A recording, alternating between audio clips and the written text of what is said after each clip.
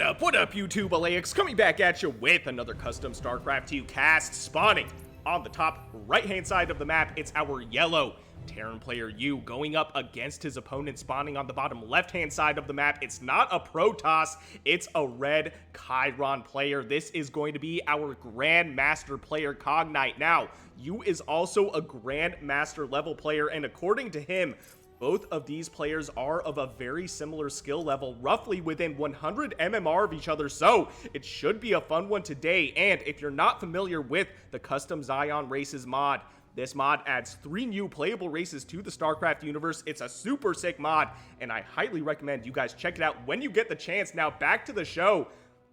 Cognite sending over a scout to the Terran side of the map, and will spot that there's an expansion coming down for our yellow Terran player and able to run this thing away before you has the chance to lock it in his main base. So very good start for our red Chiron player. Will get some information here, sees that this is not going to be any proxy shenanigans, and I don't know if he spotted that the barracks was building something, but likely will be able to discern that there is some sort of Reaper harassment coming his way. This is a very standard opener, and I would call this a standard game, but this is a game against a race that does not exist in the real StarCraft world. So we have the Reaper coming in, will potentially take out this converter, and it does. 2 volts coming in to deny its entry to the natural base location, but the Reaper will jump in to the main base of the Chiron player, but this Reaper is damaged. This Volt almost going down, but able to take out that Reaper and keep the the main base safe for the time being. You sing bruh and nothing else after he lost that Reaper. And man, you know what? The Volt is kind of a slept-on unit. I always thought it was a little bit squishy, but it was able to take out that Reaper, given the fact that the Reaper was softened up just a little bit. But nonetheless, you saying bruh at the loss of his Reaper. I love it. Let's see what's going on his side of the map. He has what is a Hellion on the field as well, coming down to do some more harassment on the Chiron side of the map. So you playing a bit of an aggressive game at the moment.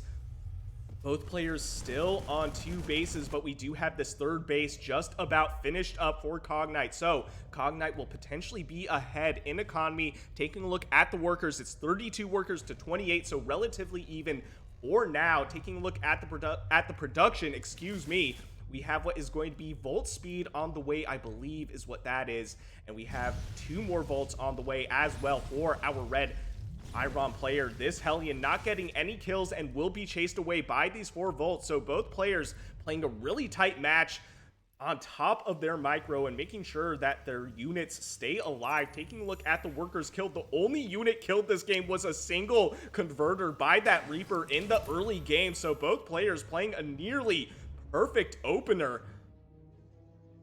A look at what else we have. We have the Reliquary coming down. I believe this is an upgrade structure for the Chiron. We also have the Elysium, which is a tech structure for the Chiron. We have what is going to be an Oculus being built as well. The Oculus is a really cool structure. It's basically I don't know what I would really call it. I guess its equivalent is a sensor tower.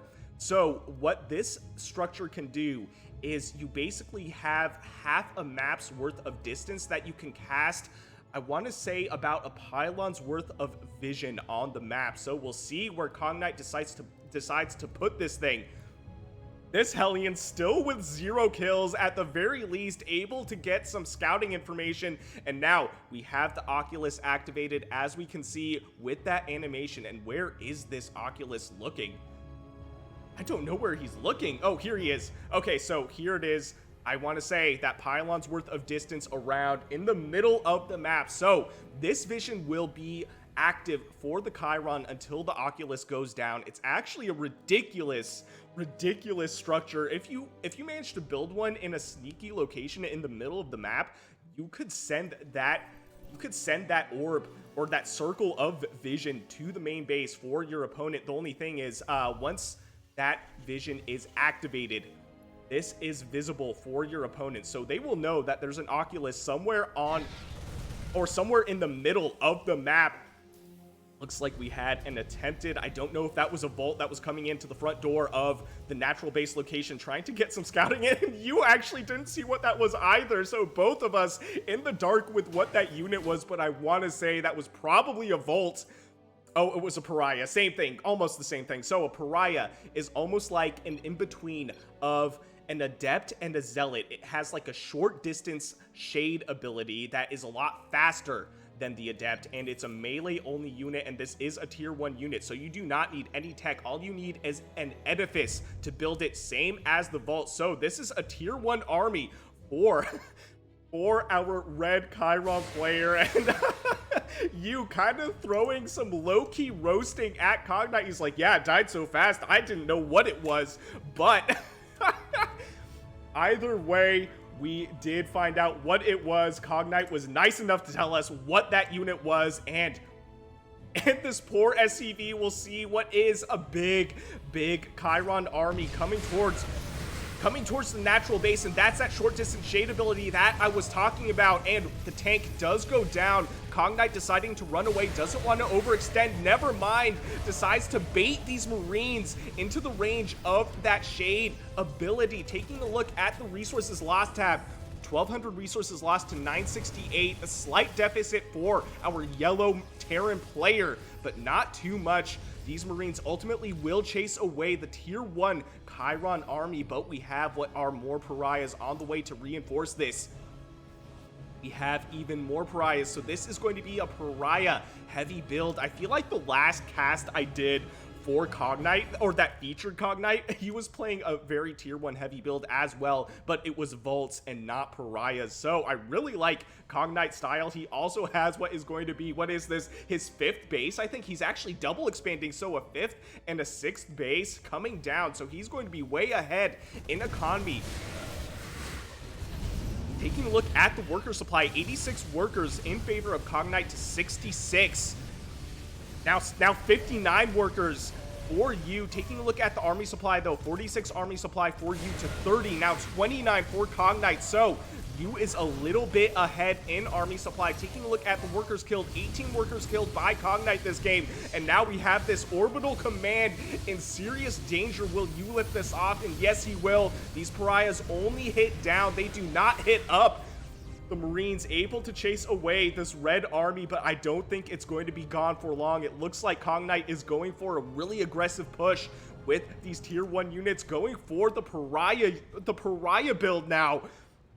Last game he went for the Volts, and this game he's going for the Pariahs, so it looks like he's really experimenting with what the Keiron is capable of. Usually with the Keiron, we see a very tech-heavy build similar to the Protoss, going for a lot of big air units or a lot of heavy ground units, and a very big shade into the yellow army. And I think he's trying to play yo-yo with these Marines. He baits them one more time, and now these Marines are fully committed, surrounded by these Pariahs. More Pariahs are coming into the fray, able to take out those Marines, and now it's just a bunch of SCVs going down. How many SCVs went down this game? 27 SCVs go down. More Pariahs running around all over the map. Both of the expansions for Cognite, the 5th and 6th space, are safe. Taking a look at the worker supply, it's now 99 workers to 52, so a huge economic advantage for our red Keiron player. And Cognite, my guy, this is a crazy game. At this point, I want to say he's probably more used to playing the Keiron, although I don't know his experience with the Custom Scion Races mod as opposed to you. And I know you is one of the most prolific Custom Scion Races players out there, which is why we see so many replays featuring him. Taking a look at the upgrades as well, we have 1 upgrades for the Terran player, and we have 1 attack upgrades and 1 defense upgrades for our yellow Chiron player. Taking a look at the production, we have 2 defense upgrades coming up for our red Chiron player, and we have 2 just about halfway done for the Terran player. Now we have some tech for our red Chiron player as well, the Myriad, which is basically a grounded version of the carrier, but it only holds 3 of its interceptor equivalents. I believe they're called the Electrions or something, or the Elytrons. I don't know, actually. And we also have the Titan. This is basically the capital ground unit for the Keiron. So just as I said that we usually see tech-heavy builds from the Keiron race, and now we're seeing tech-heavy builds. And what are we seeing right here? It looks like... Oh no, it looks like Cognite opening up some supply. This is an evil-aligned... this is an evil-aligned Keiron race deciding, hey, look, you guys are now useless. We are going to take care of you so we can open the door for some more expensive units.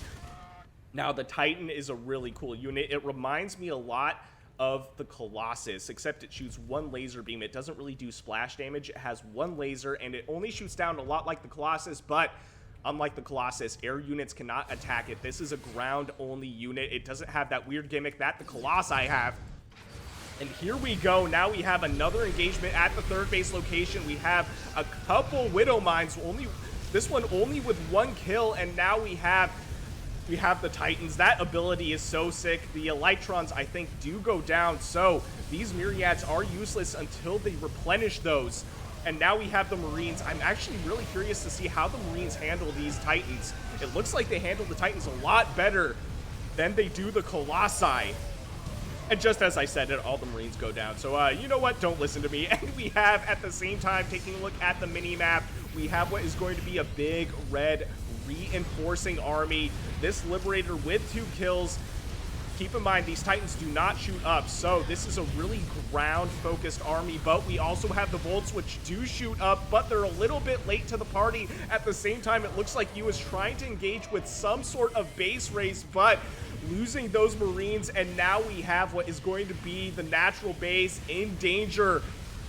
Oh man, we have 2 more Liberators actually trying to hold the front door for the natural base. They do go down. We have the Medivacs as well, trying to heal these SCVs. These brave SCVs working, not running away. They're like, hey, look, we have a job to do. There's not much we can do for that Chiron army, but you throwing out the GG, giving the victory to Cognite. What a crazy cool Custom Scion Races cast.